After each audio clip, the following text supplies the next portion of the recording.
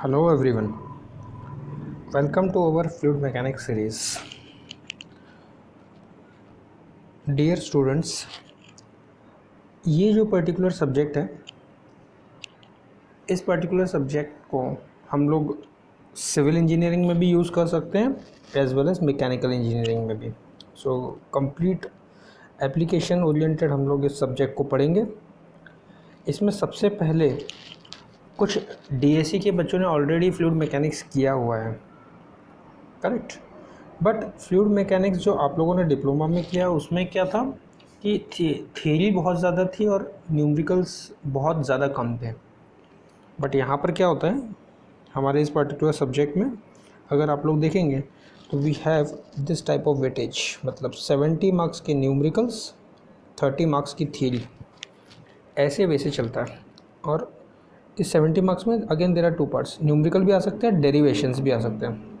Total हमारे syllabus में कितने डेरिवेशन है, तो एक नियरली 20 डेरिवेशन है, ठीक है. और कम्प्लीटली न्यूमेरिकल्स भी हैं. ये जो मैं आप लोगों को बता रहा हूँ ये कम्प्लीटली हम ऑफलाइन मोड में अभी हम लोग डिस्कस कर रहे हैं. अगर ऑनलाइन एग्ज़ाम होगी तो then scenario will be different, but numericals आना हमको बहुत ज़रूरी है और ये सब्जेक्ट भी उतना ही इम्पॉर्टेंट है. तो इसी के लिए अब हम लोगों को क्या करना है कि आगे बढ़ेंगे इसमें. तो सबसे पहले what is the fluid mechanics. Fluid mechanics is that branch of science that deal with the behaviour of fluid, है ना. जैसे मैंने आप लोगों को बताया कि फ्लूइड मैकेनिक्स बेसिकली मैकेनिकल और सिविल दोनों के लिए यूज़फुल है. तो पहले एप्लीकेशन एक दो समझ लेते हैं. तो बेसिकली अगर पहला एप्लीकेशन आप लोग समझोगे तो जनरली रिवर्स पाइप में से अगर वाटर जा रहा है तो कितना फोर्स एक्ट हो रहा है. नेक्स्ट थिंग इज़ अगर डैम आप लोगों को बनाना है तो अगर वाटर स्टोरेज करना है आपको, करेक्ट, तो वाटर स्टोरेज जब आप करोगे तो उस हिसाब से आपको डैम स्ट्रेंथ निकालते आना चाहिए. तो डैम स्ट्रेंथ कैसे निकलेगी, अगर आपको फ्लूइड का फोर्स पता होगा तो फ्लूइड मैकेनिक्स में बेसिकली हम लोग फोर्स कैलकुलेशन ही करने वाले हैं. इस फोर्स कैलकुलेशन में दो प्रकार से हम लोग करेंगे. One is static and another is dynamic. मतलब अगर वाटर टैंक में स्टोर है तो उसको हम लोग फ्लूइड स्टैटिक बोल देंगे और वहाँ पे कितना प्रेशर, फोर्स, ये सब चीज़ें एक्ट होती है, that is nothing but fluid static. Second one is fluid dynamic. तो फ्लूइड डायनामिक का मीनिंग है कि जहाँ पर आपके फोर्सेस जो रहेंगे वो मूविंग फ्लूइड में होंगे, करेक्ट. तो water in a tank is an example of static fluid. Water flowing through pipe is an example of fluid dynamics. तो बेसिकली फ्लूइड मैकेनिक्स जो है इन दोनों का कॉम्बिनेशन है जहाँ पे हम लोग बिहेवियर ऑफ फ्लूइड देखेंगे. और फ्लूइड मतलब एक और चीज़ आप लोग याद रखना कि अगर सिविल वाले हैं तो वाटर ठीक है, बट मैकेनिकल इंजीनियरिंग के लिए we have another type of fluid that is nothing but gas, ठीक है. फ्लूइड के दो टाइप हैं, लिक्विड एंड गैसेस. तो गैसेस में अगर आप लोग जाते हो तो अगर आप लोगों ने रेफ्रिजरेशन पढ़ा हुआ है, ठीक है, हीट ट्रांसफ़र पढ़ा हुआ है, थर्मोडायनामिक्स पढ़ा हुआ है, तो इसमें यहाँ पे हम लोगों को फिर से उसका बिहेवियर भी रीड आउट करते आना चाहिए. तो इस पर्टिकुलर सब्जेक्ट में हम लोग उसका भी फोर्स एनालिसिस वगैरह देखेंगे. बेसिकली अगर आप लोगों ने थर्मोडायनामिक्स पढ़ा होगा तो थर्मोडायनामिक्स हम लोग फोर्स वगैरह नहीं निकालते थे, ठीक है, वर्क डन निकालते थे, एनर्जी रिक्वायर्ड निकालते थे. लेकिन यहाँ पर हम लोग फोर्स निकालेंगे और वो सब चीज़ों के लिए we have this particular fluid mechanics. अब चलो हम लोग थोड़ा सा आगे बढ़ते हैं. तो ये बेसिक डेफिनेशन है, इसको आप लोगों को ध्यान में रखना है, ठीक है. यहाँ से आप लोग क्या कीजिए, पॉज करके वीडियो को, और what you can do, you can write down this into your notebook. एक और चीज़ मैं आप लोगों को डे 1 को बता देता हूँ कि आप लोगों को नोटबुक मेंटेन करना है. जो भी डेरिवेशंस हम लोग यहाँ पे करेंगे वो डेरिवेशंस सभी आप लोगों को नोटबुक में लिख लेना है. जो भी हम थियरी डिस्कस करेंगे उसको पॉइंट वाइज पॉइंट लिख लेना है, ठीक है. पीपीटी में कुछ शॉर्ट चीज़ें रहेंगी, ये पीपीटी में आप लोगों से शेयर करूँगा, लेकिन कुछ उसके अलावा भी मैं कुछ चीज़ बीच बीच में डिक्टेट करूँगा. तो ये सब वो चीज़ें आप लोगों को लिख लेना है, ठीक है. जैसे कि यहाँ पे ये डेफिनेशंस लिख लीजिए तो आप लोगों को ईजी होगा. एट द एंड आपका नोटबुक भर दूंगा, डोंट वरी, ठीक है. न्यूमेरिकल्स में भी आप लोगों को क्या करना है, मेंटेन रखना है पूरा. क्योंकि मैं कैसे लेता हूँ कि पहले 2 न्यूमेरिकल अगर मैं क्लास में बता देता हूँ तो 2 न्यूमेरिकल होमवर्क के लिए भी दूंगा. तो ये चीज़ें आप लोगों को करते आना चाहिए, ठीक है. और सारा आप लोगों को होमवर्क वगैरह करना है. दूसरी चीज़ आप लोगों को कैलकुलेटर हमेशा साथ में रखना है। फ्लूइड मैकेनिक्स के लिए कैलकुलेटर रखना बहुत ज़रूरी है। जैसे आप लोग मोबाइल रखते हैं ना पॉकेट में हमेशा, तो वैसे ही जब आप फ्लूइड मैकेनिक्स कर पढ़ाई कर रहे हैं तो कैलकुलेटर एक हाथ में होना चाहिए, उतना ही इम्पोर्टेंट है ये। ठीक, तो चलिए अब आगे निकलते हैं। तो let us start with your first unit, that is nothing but property of fluid. उस प्रॉपर्टी ऑफ फ्लूइड को स्टार्ट करने से पहले कुछ चीज़ें मैं आप लोगों से डिस्कस कर लेता हूँ कि आपका एग्ज़ाम पैटर्न वगैरह कैसा है। तो अभी ये 2019 पैटर्न आप लोगों का है, और 2019 पैटर्न में 30 मार्क्स का इन सेमिस्टर है, जिसमें पहले 2 यूनिट रहेंगे, और 70 मार्क्स की एंड सेमिस्टर एग्ज़ाम है, जिसमें लास्ट के 4 यूनिट रहेंगे। ठीक है। फ्लूइड मैकेनिक्स में सेकंड चीज़, एक और चीज़ आप लोगों को याद रखना है कि जो आप डे 1 को पढ़ोगे वो डे 2, 3, 4, 5 ऐसे लगते रहेगा। मतलब आज जो आप पढ़ोगे ये सभी चीज़ें एक दूसरे से लिंक्ड हैं, और जैसे जैसे आप आगे जाते जाओगे वैसे वैसे ये सभी चीज़ें आप लोगों को लगती जाएगी। ठीक है। तो कम्प्लीटली लिंक्ड सब्जेक्ट्स होते हैं ये फ्लूइड मैकेनिक, तो इसमें आप लोगों को सभी चीज़ें ध्यान में रखना है। इस सब्जेक्ट का आगे क्या यूज़ है, तो आपको हीट ट्रांसफ़र में यूज़ हो जाएगा, 3rd ईयर का सब्जेक्ट है वो। नेक्स्ट आपको टर्बो मशीन है, जिसको हम लोग फ्लूइड मैकेनिक्स 2 भी बोलते हैं सिविल इंजीनियरिंग में, तो उसमें भी आप लोगों को इस सब्जेक्ट का यूज़ होगा। ये सब्जेक्ट एकदम बेसिक सब्जेक्ट है, जैसे हम लोगों ने सॉलिड मैकेनिक्स पढ़ा था, करेक्ट। तो सॉलिड मैकेनिक्स जितना इंपॉर्टेंट है, सॉम जितना इंपॉर्टेंट है हमारे इंजीनियरिंग में, जो कि हम सेकेंड ईयर में पढ़ने का, तो उसका बहुत ज़्यादा यूज़ है आगे 3rd ईयर फाइनल ईयर में। वैसे ही फ्लूइड मैकेनिक्स का भी, जब आप थर्मल रिलेटेड कोई भी सब्जेक्ट पढ़ोगे तो फ्लूइड मैकेनिक्स की बहुत सारी चीज़ें आप लोगों को यूज़फुल होगी। तो हम लोग आ रहे हैं अब यूनिट नंबर 1 में, जिसका नाम है प्रॉपर्टीज़ ऑफ फ्लूइड। तो जैसे कि कैसे होता है, कोई भी एक अगर फ्लूइड रहेगा तो उसका कुछ ना कुछ प्रॉपर्टीज़ रहेगा। जैसे एज अ ह्यूमन बीइंग है ना, हम एक ह्यूमन बीइंग का एग्जांपल ले लेते हैं। तो ह्यूमन बीइंग का क्या प्रॉपर्टी है कि भाई रात को सोएगा, सुबह उठेगा, ठीक है, उसके बाद में ब्रेकफास्ट लेगा, पढ़ाई वढ़ाई करेगा, जॉब को जाएगा, खाना पीना खाएगा, फिर जॉब कंटिन्यू करेगा, फिर इवनिंग में कुछ पढ़ाई लिखाई करेगा, देन खाना पीना खा के सो जाएगा। सो ये इसके कुछ प्रॉपर्टीज़ हो गए। वैसे ही प्रॉपर्टीज़ अब ह्यूमन बीइंग में कैसे रहेंगे कि भाई किस वे से वो काम करता है, 4 घंटा पढ़ाई करता है, 2 घंटा पढ़ाई करता है। तो ऐसे हर एक ह्यूमन बीइंग की एक एक प्रॉपर्टी होती है। वैसे ही यहाँ पे हमारे फ्लूइड है, फ्लूइड में अलग अलग प्रॉपर्टीज़ होती है। कुछ चीज़ों में वो होगी, कुछ चीज़ों में होगी, मीन्स हर इसमें वो होगी, हर एक फ्लूइड में ये प्रॉपर्टीज़ होंगी। हर एक का वैल्यू अलग अलग होगा। जैसे अगर 2 ह्यूमन बीइंग है तो उनका कलर अलग अलग हो सकता है, ठीक है। जैसे कि 2 ह्यूमन बीइंग है तो उनका हैंड राइटिंग अलग हो सकता है। तो दोनों प्रॉपर्टी है, हैंड राइटिंग भी प्रॉपर्टी रहेगा और कलर भी प्रॉपर्टी रहेगा, लेकिन वो अलग अलग मात्रा में रहेगा। Are you getting? सो ये चीज़ें आप लोगों को ध्यान में रखनी पड़ेगी। सेम वे हमारे कुछ फ्लूइड में फ्लूइड प्रॉपर्टीज़ भी है, और उसमें से पहला फ्लूइड है प्रॉपर्टी है हमारा मास डेंसिटी। मास डेंसिटी को हम लोग और क्या कहते हैं, डेंसिटी, ठीक है, इसको लिख लीजिए आप लोग। Mass density is also known as density, और इसको डिनोट कैसे करते हैं, rho. What do you mean by rho? Rho means density, density और मास डेंसिटी। अब इसका डेफिनेशन क्या है, देखो, what is the definition of mass density या density? It is the ratio of mass upon volume. क्या डेफिनेशन है? It is the unit of, और it is the ratio of mass upon volume. इसका unit निकालने की हम लोग कोशिश करते हैं। What is the unit of mass? Mass का यूनिट क्या होता है, केजी, और वॉल्यूम का यूनिट क्या होता है, मीटर क्यूब, करेक्ट ना। वॉल्यूम कैसे आता है, length into width into height, तो metre into metre into metre, metre cube. वैसे ही मास का यूनिट क्या है, केजी, ठीक है। मास का यूनिट क्या है, केजी। तो what is the unit of mass density, KG per metre cube. What is the definition of mass density? It is the ratio of mass upon volume. अब एक और चीज़ आप लोगों को ध्यान रखना है। क्या ध्यान रखना है कि जैसे हमारे फ्लूइड मैकेनिक्स में हम लोग बेसिकली वाटर पे ही फोकस करने वाले हैं, ठीक है। सो वाटर पे फोकस करेंगे तो वाटर की कुछ स्टैंडर्ड वैल्यूज़ रहेगी।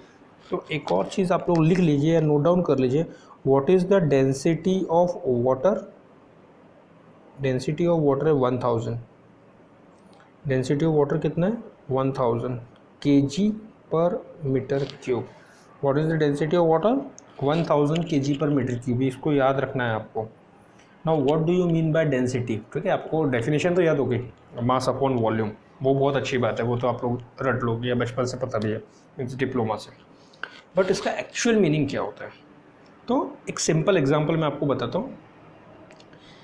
1 metre by 1 metre by 1 metre, इसका आप लोग क्या कीजिए, एक टैंक अज्यूम कीजिए 1 metre by 1 metre by 1 metre, ठीक है। Assume that this is 1 metre by 1 metre by 1 metre, ये टैंक है,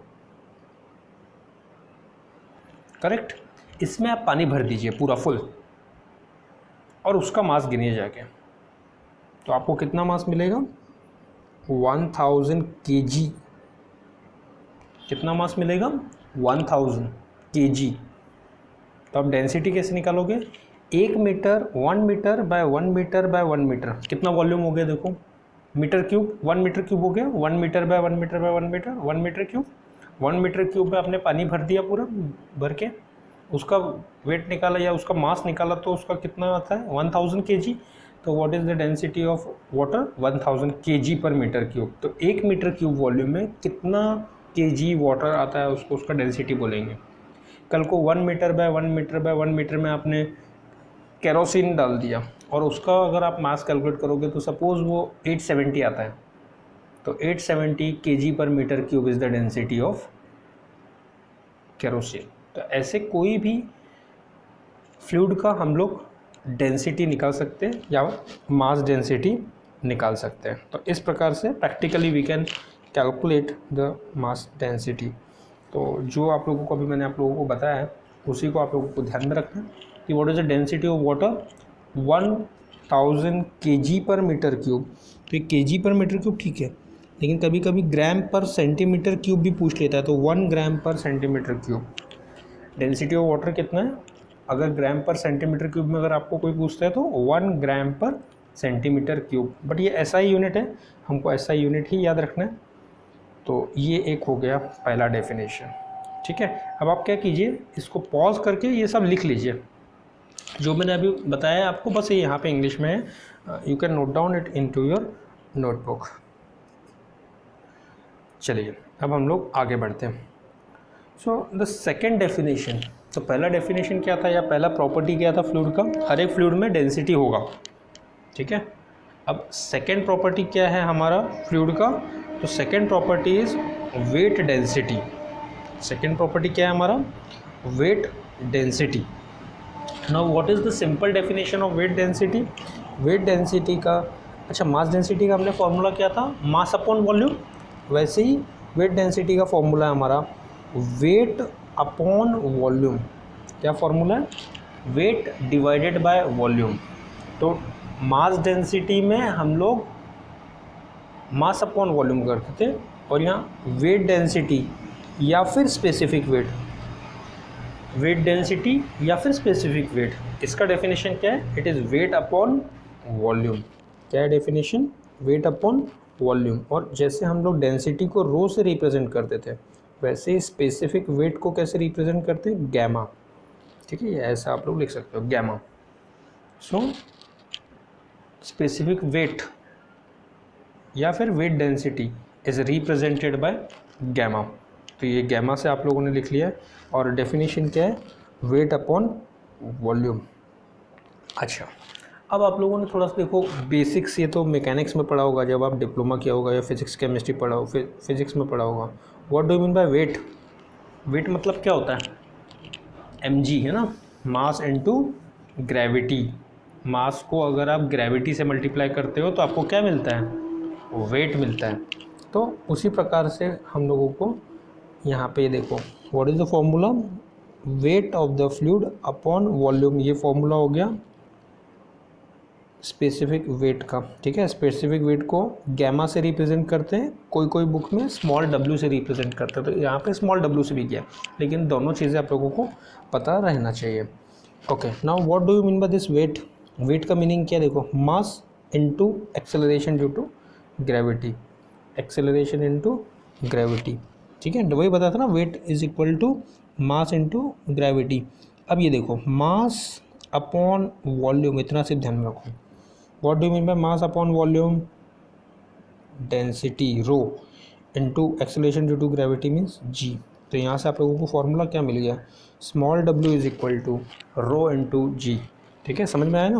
वेट अपॉन वॉल्यूम था, वेट का मतलब ही mg होता है, मास इनटू ग्रेविटी। वेट का मतलब क्या होता है, मास इनटू ग्रेविटी, बट ये मास और ये वॉल्यूम को एक साथ ले लिया तो मास अपॉन वॉल्यूम मतलब डेंसिटी, और डेंसिटी इनटू जी, तो डब्ल्यू is equal to rho into g. तो वैसे ही आप लोग अगर आपको स्मॉल डब्ल्यू mean specific weight of water निकालना है, कैसे निकालोगे specific weight of water? Rho into g है, रो कितना था 1000, जी कितना है 9.81, ठीक है। तो अगर इसको आप मल्टीप्लाई करोगे तो कितना आ जाएगा, W small W of water कितना होगा 9810, 9810, 1000 से 9.81 मल्टीप्लाई करोगे तो 9810 मिलेगा, क्योंकि फॉर्मूला क्या है डब्ल्यू का, रो इनटू जी, रो 1000, जी मतलब 9.81। अच्छा, एक और चीज़ हम लोग डिस्कस करना भूल गए, क्या कि weight, what is the unit of weight? Newton. What is the unit of volume? Metre cube. तो व्हाट इज़ द फॉर्मूला और what is the unit? Newton per metre cube. तो स्पेसिफिक वेट का unit क्या हो जाएगा, Newton per metre cube. Definition क्या है, wait, weight का यूनिट न्यूटन पर वॉल्यूम, वॉल्यूम मतलब न्यूटन पर मीटर क्यूब। फिर से यहाँ पे इसको आप उसी प्रकार से समझ सकते हैं, 1 metre by 1 metre by 1 metre का अगर आप लोगों ने एक टैंक लिया और उसमें वाटर डाल दिया और उसका वेट अगर आप गिनोगे तो आपको कितना मिलेगा, 9810 न्यूटन पर मीटर क्यूब। तो ये चीज़ आपको और ध्यान में रखना था। तो this is the second property which you should keep in mind. Weight density और स्पेसिफिक वेट बोलते हैं उसको, दोनों एक ही है। It is represented by small W, या फिर कभी कभी गैमा भी बोलते हैं। और फिर यहाँ से एक हमको फॉर्मूला मिला है, W is equal to rho g. Next अब हम लोगों का डेफिनेशन है या प्रॉपर्टी है स्पेसिफिक वॉल्यूम। नेक्स्ट प्रॉपर्टी क्या है, स्पेसिफिक वॉल्यूम। तो इसका डेफिनेशन एकदम सिंपल है, इसका डेफिनेशन है it is volume by specific volume का फॉर्मूला है volume divided by mass, volume divided by mass, ये इसकी डेफिनेशन है। स्पेसिफिक वॉल्यूम की डेफिनेशन क्या है, volume upon mass, so which is nothing but a reciprocal of mass density. Mass density का exact उल्टा ही है, यस और नो? मास डेंसिटी का एकदम उल्टा है। मास डेंसिटी क्या था, मास अपॉन वॉल्यूम, लेकिन ये स्पेसिफिक वॉल्यूम क्या है, वॉल्यूम अपॉन मास। तो इसका अगर यूनिट निकालोगे तो क्या होगा, मीटर क्यूब पर, मास का यूनिट क्या है केजी, मीटर क्यूब पर केजी। ये क्या हो गया, ये हो गया आप लोगों का स्पेसिफिक वॉल्यूम का यूनिट, ठीक है। ये क्या हो गया, स्पेसिफिक वॉल्यूम का यूनिट हो गया। तो यहाँ पे स्पेसिफिक वॉल्यूम को कभी कभी हम लोग 1 डिवाइडेड बाय डेंसिटी ऐसा भी बोलते हैं। तो यहाँ पे लिखा हुआ है, आप लोग देख सकते हैं। इसका फिर से अगर आप लोगों को मीनिंग समझना है तो उसको उल्टा कर दीजिए। इससे पहले क्या था, 1 metre by 1 metre by 1 metre में अगर आप कितना वाटर आता है उस उतने केजी को हम उतना केजी पर मीटर क्यूब बोल देते थे, है ना, डेंसिटी में। लेकिन यहाँ पे उल्टा है, 1 केजी वाटर लो, उसको कितना वॉल्यूम लगता है उसको मैं बोलूँगा स्पेसिफिक वॉल्यूम। तो यहाँ पे यूनिट क्या है, मीटर क्यूब पर केजी। तो पर केजी मतलब 1 केजी, अगर हम स्पेसिफिक वॉल्यूम वाटर निकालते हैं सपोज, तो 1 केजी वाटर के लिए कितना वॉल्यूम लगता है उसको हम लोग क्या बोलेंगे, specific volume. And it is divided which is nothing but 1 by rho. तो ये एक और प्रॉपर्टी था जो कि आपको ध्यान में रखना है। फिर से आप लोग इसको पॉज करके और you just simply write down what we have discussed here, ठीक है। वैल्यू अगर निकालना है वाटर का तो कैसे निकालोगे, 1 डिवाइड बाय रो है तो 1 डिवाइडेड बाय 1000, 10⁻³ ठीक है। तो अगर स्पेसिफिक वॉल्यूम ऑफ वाटर अगर आपको कोई पूछता है तो आप कैसे निकालोगे, 1 डिवाइडेड बाय 1000, है ना। Are you getting? बट एक और चीज़ हमेशा याद रखना कि जो स्पेसिफिक वॉल्यूम है ये फ्लूइड का प्रॉपर्टी है, but it is commonly used in gases only, ठीक है। जनरली हम लोग गैसेस पे अप्लाई करते हैं, क्योंकि देखो 1 डिवाइडेड बाय 1000 मतलब 10⁻³ मीन्स 0.001, कितना छोटा वैल्यू हो गया, करेक्ट। तो ये छोटे छोटे वैल्यू वाटर वगैरह के लिए लेने से अच्छा हम थोड़ा सा बड़ा वैल्यू अगर रहा तो फिर वो ज़्यादा यूज़फुल होता है, बट जनरली हम लोग गैसेस के लिए यूज़ करते हैं, बस इतना आप लोग याद रखिए। देखो यहाँ पे हम लोग सारा फ्लूइड का प्रॉपर्टी पढ़ रहे हैं ना, फ्लूइड में तो 2 टाइप है ना, लिक्विड एंड गैसेस, ठीक है। सो वो देख लीजिएगा, थोड़ा सा ध्यान में रखिए इस चीज़ को, तो इम्पोर्टेंट पॉइंट है। Next is specific gravity. Next is what? Specific gravity. तो स्पेसिफिक ग्रेविटी का मीनिंग क्या होता है? देखो अब एक चीज़ आप हमेशा याद रखो, जनरली बेसिकली क्या होता है, अभी हम लोग फ्लूइड मैकेनिक्स में क्या यूज़ कर रहे हैं, या फिर हम लोगों ने एक रेफरेंस ले लिया है। जैसे आप लोगों को थर्मोडायनेमिक्स में बेसिक रेफरेंस क्या था? रेफरेंस मीन्स एक चीज़ को पकड़ के आप उसके हिसाब से स्टडी करते हो। तो थर्मोडायनामिक्स में आप लोगों ने हर जगह एयर एयर एयर एयर पढ़ा होगा, करेक्ट। तो वैसे ही यहाँ पे जो स्टैंडर्ड चीज़ है वो क्या है? वाटर। इस सब्जेक्ट में क्या है स्टैंडर्ड चीज़? वाटर। तो अब मुझे स्पेसिफिक ग्रेविटी का फॉर्मूला अगर निकालना है या डेफिनेशन निकालना है, what do you mean by specific gravity? It is the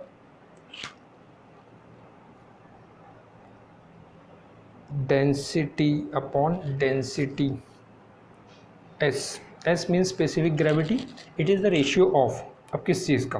देखो मुझे सपोज ऐसे पकड़ो कि डेंसिटी ऑफ केरोसिन निकालना है, लेट अस से, सॉरी, मुझे अगर स्पेसिफिक ग्रेविटी ऑफ अगर केरोसिन निकालना है तो मैं कैसे निकालूंगा? पहले मैं उल्टा बताता हूँ, बाद में डेफिनेशन बताऊंगा ना, पहले फॉर्मूले से समझाने की कोशिश करता हूँ।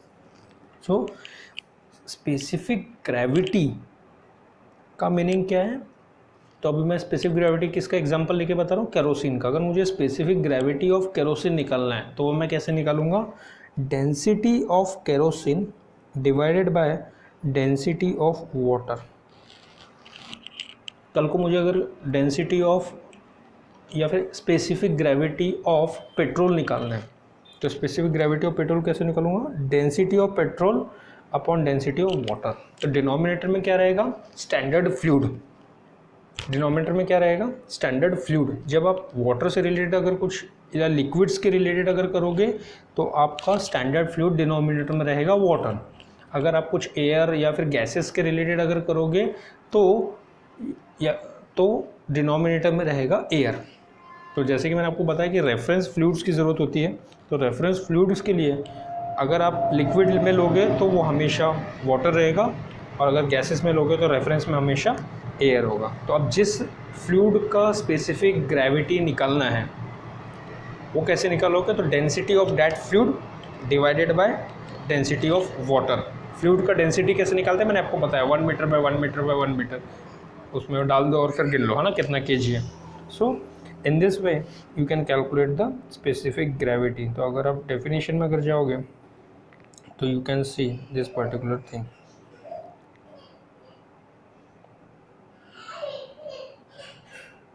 ये देखो, what is specific gravity? Weight density of liquid. अच्छा मैंने डेंसिटी बता दिया, लेकिन उसमें भी कंफ्यूज होने की ज़रूरत नहीं है। देखो मैं इसको सिंप्लीफाई कर देता हूँ। मैंने इससे पहले क्या बताया? Density of mass density. तो देखो यहाँ पे डेंसिटी लिखा हुआ है, डेंसिटी मतलब मास डेंसिटी, बराबर, और वेट डेंसिटी मतलब स्पेसिफिक वेट। तो यहाँ पे वेट डेंसिटी भी ले सकते हो और डेंसिटी या मास डेंसिटी भी ले सकते हो। लेकिन अब आप लोग बोलोगे सर ऐसे कैसे? तो सिंपल, मैंने आपको बताया what do mean by weight density? Density into gravity, density into gravity, correct. अब यहाँ पे डेंसिटी ऑफ ग्रेविटी है तो ग्रेविटी ग्रेविटी क्या हो जाएगा? कैंसिल। तो अगर आप W अपॉन W भी लोगे सपोज, बट W का मीनिंग तो रो इंटू जी है ना, और जी का वैल्यू तो हमेशा फिक्स होता है इसलिए कैंसिल हो जाता है। तो अगर आपको स्पेसिफिक ग्रेविटी निकालना है तो स्मॉल w ऑफ, अगर केरोसिन निकालना है तो small w of kerosene upon small w of water, बराबर। और स्पेसिफिक ग्रेविटी को निकालने के लिए आप डेंसिटी भी ले सकते हो या फिर वेट डेंसिटी भी ले सकते हो। वो मैंने आपको बताया, जी कैंसिल हो जाता है, मतलब वो डेंसिटी बोलो या वेट डेंसिटी बोलो, मीनिंग एक ही है, वैल्यू उतना ही आएगा, क्योंकि जी दोनों तरफ कैंसिल हो जाएगा तो रो अपॉन रो ही हो जाएगा, ठीक है। तो ये चीज़ को आपको ध्यान में रखना है। सो ये देखो यहाँ पे मैंने जो बताया था आपको कि S for liquid and S for gases, तो ये चीज़ों को ले लो कि देखो वो लिक्विड लेते समय आप लोगों को डिनोमिनेटर में क्या था, वाटर था, क्योंकि रेफरेंस क्या था, वाटर। डिनोमिनेटर में क्या रखना, रेफरेंस, है ना। कल को अगर आपको कोई बोलेगा स्पेसिफिक ग्रेविटी ऑफ वाटर निकालो, तो क्या रखोगे यहाँ पे, स्पेसिफिक ग्रेविटी ऑफ वाटर किस निकालोगे, wait density of water upon weight density of water, खत्म। केरोसिन निकालोगे तो न्यूमरेटर में केरोसिन रहेगा, पेट्रोल निकाल रहे हो तो न्यूमरेटर में पेट्रोल रहेगा, वाटर निकाल रहे हो तो न्यूमरेटर में वाटर रहेगा, फिर वो ऊपर का वाटर वाटर कैंसिल हो जाएगा, चलेगा, वी आर नॉट इंटरेस्टेड, है ना। हमको किसका निकालना है, उसको न्यूमरेटर में रखो, नीचे डिनोमिनेटर में वाटर ही रहेगा अगर वो लिक्विड रिलेटेड है तो, और वाटर गैसेज रिलेटेड है तो डिनोमिनेटर में क्या रहेगा, हमेशा एयर ही रहेगा। तो इन चीज़ों को ध्यान में रखना है आपको, ये फॉर्मूले को, और इस हिसाब से आप लोगों को इस पर्टिकुलर टॉपिक को करना है। तो ये लिख लीजिए आप लोग फिर से पॉज करके। ये सब देखिए बेसिक चीज़ें हैं, आप लोगों को पता भी होगी, लेकिन मैं उसको थोड़ा सा सिंपल वे से बताने की कोशिश कर रहा हूँ, ठीक है। अब इतना करने के बाद एक पर्टिकुलर चलो न्यूमरिकल करेंगे, तो आप लोग न्यूमरिकल लिख लीजिए। Calculate the specific weight, density and specific weight of 1 litre of liquid which ways 7 Newton, ठीक है। तो क्वेश्चन आप लोग लिख लो पॉज करके, चलो। तो एक बार पढ़ो क्वेश्चन क्या था, calculate the specific weight, specific weight मतलब क्या, W, ठीक है, और क्या था, डेंसिटी एंड स्पेसिफिक ग्रेविटी, तो डेंसिटी मीन्स रो, उसके बाद में क्या पूछा था, स्पेसिफिक ग्रेविटी, तो स्पेसिफिक ग्रेविटी मतलब S of 1 litre of liquid, 1 litre of liquid, litre मतलब क्या होता है, वॉल्यूम, तो वॉल्यूम क्या था 1 लीटर, विच वेज 7 न्यूटन, तो वेज मतलब क्या, वेट, वेट दिया था 7 न्यूटन, ठीक है। तो ऐसे करके आप लिख सकते हो गिवन डेटा, ठीक, okay. Come back to your unit. एक चीज़ आप नोटबुक में टॉप ऑफ द मार्जिन में लिख लो, ऊपर देखो मार्जिन है ना, वहाँ पे हम लोग क्या करते जाएंगे, नोटबुक में हमेशा इंपॉर्टेंट चीज़ें लिखते जाएंगे, मतलब जिस पेज पे आप लोग लिख रहे हो उसी के टॉप पे लिख लो इंपॉर्टेंट चीज़, ताकि एट द एंड आपका नोटबुक भर गया तो आपको अगर इंपॉर्टेंट या फिर कुछ जो बहुत ज़्यादा इंपॉर्टेंट चीज़ उसको अगर रिमाइंड करना है तो ऊपर टॉप पे आपके नोटबुक के मार्जिन में रहेगा, फिर वो ईजिली आपको मिल भी जाएगा। सबसे पहले ये लिख लो, फ्लूइड मैकेनिक्स के लिए याद रखो, 1 litre is equal to 10⁻³ metre cube. 1 litre मतलब कितना होता है, 10⁻³ मीटर क्यूब, ये स्टैंडर्ड है, इसको याद करके रखो। जैसे 1 मीटर मतलब 100 सेंटीमीटर, ठीक है, 1 मीटर मतलब 1000 mm, वैसे 1 लीटर मतलब 10⁻³ मीटर क्यूब, 10⁻³ मीटर क्यूब। तो अब आप लोगों ने ऑलरेडी लिख के रखा हुआ है, तो देखो मैं स्पेसिफिक वेट निकाल सकता हूँ। पहले मुझे क्या पूछा था, स्पेसिफिक वेट पूछा था, स्पेसिफिक वेट मतलब स्मॉल w। अब फॉर्मूला देखो पर आपके नोटबुक में क्या लिखा है हम लोगों ने सब, what do you mean by small w, देखिए आप पॉज करके वीडियो को।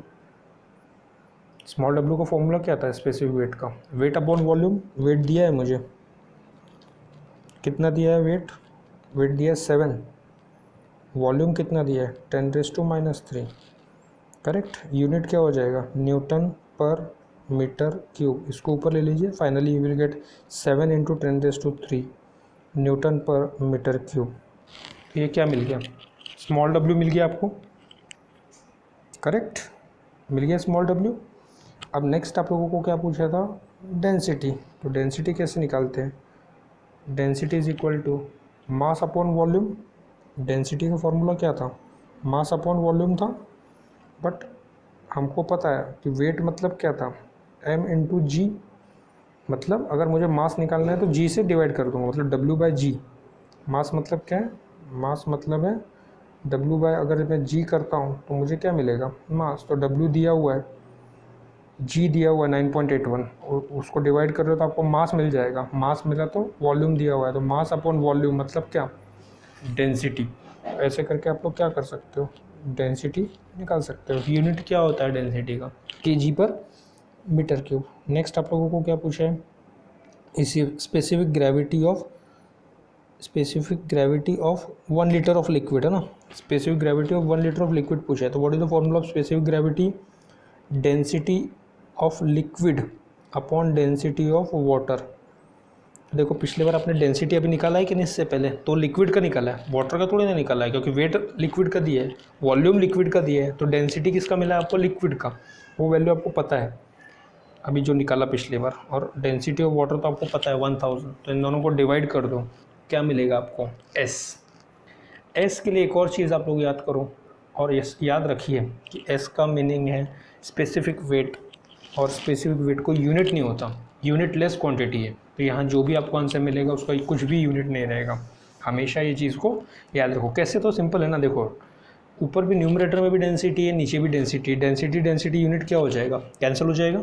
तो specific weight has no unit, वो अपने जहाँ पे आपने स्पेसिफिक वेट का डेफिनेशन भी लिखा है ना, सॉरी स्पेसिफिक ग्रेविटी का जहाँ पे डेफिनेशन लिखा है वहाँ पे लिख लीजिए, वहाँ पे एक और लाइन लिख लीजिए, specific gravity is also known as, specific gravity is also known as relative density and it has no unit। ठीक है, एक शॉर्ट में मैं पहले रिवाइज करता हूँ, ये डेंसिटी बहुत हो गए। सबसे पहला है, सिर्फ अगर कोई आपको डेंसिटी बोलता है, सिर्फ डेंसिटी का मीनिंग है मास डेंसिटी। दूसरा डेंसिटी क्या था, वेट डेंसिटी। तीसरा क्या था, स्पेसिफिक वेट था, ठीक है। और एक और डेफिनेशन हम लोगों ने पढ़ा, स्पेसिफिक वॉल्यूम। तो ये न्यूमेरिकल है, इसको आप लोगों को सॉल्व करना है, कैलकुलेट करना है। आंसर आप लोगों को मुझे कमेंट बॉक्स में लिखना है, हर एक बच्चे को, तो वो एक देख लीजिए, दिस इज़ योर होमवर्क। तो इस क्वेश्चन को लिख लीजिए और इसमें से आप लोग निकालने की कोशिश कीजिए आंसर, और फिर हम लोग नेक्स्ट लेक्चर में इसका सॉल्यूशन डिस्कस करेंगे, ठीक है। तो आज के लिए इतना काफ़ी है, तो आप लोगों को सारा वीडियो अच्छे से देखना है। अगर एक बार में नहीं समझ में आता है तो 2 बार देखो, ठीक है। Why I am making short video, because आप लोगों को 1-2 बार देखने के बाद चीज़ें ईजीली समझ में आए। तो आज के लिए इतना काफ़ी है, बाकी फिर हम लोग नेक्स्ट चीज़ें फिर